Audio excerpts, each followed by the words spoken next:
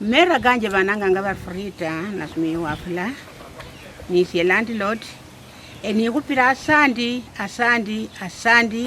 mheshimiwa wefwe Stanley Ochango yaberano kwehoya naye ni wahula kesindu njesu no kwahanyola emifuko kesimiti keyeyama 150 nisangalire bana banyasaye musangalire Stanley Ochango kusima ajukoleye kuwerayi mheshimiwa wefu munju mwana mulayi wabale abanje bakalagirenge baji achubera lakini akoliya nga eliya ngalife kusima abene khabi najo kwanje kasi akanjire mirembe sisi na kwa majina mimi naitwa Mohamed Wasike.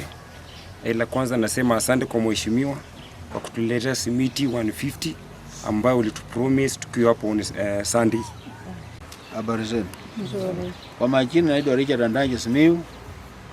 Mimi upande yangu nasema mheshimiwa Stanley Ochango vile tulikuwa na yeye hapa akatuahidi mifuko ya cement 150. Umeiona? Umeiona? Sasa 2027 yeye tunaona tu mbele peke yake. Hakuna mtu mwingine tunaona kwa sababu wale wenye wako huko hakuna mtu amefanya kichambo kama hili, si ni kweli? Yeah. Si ni kweli? Sasa 2027 ni yeye peke yake. Ujue mtu mzuri ama mtu mbaya. Alipoagiza kweli aliagiza na akatenda jinsi ilivyoahidiwa na Mungu ambariki. Hakuna mwenye anaweza fanya kitendo vile Stanley Ochango amefanya. Hata akiwa governor anaweza kweli? Makofi kwa Stanley. Sasa tumepokea na ametuambia tutasongesha paka huko, hata tuchangie ofisi tujenge na nyumba.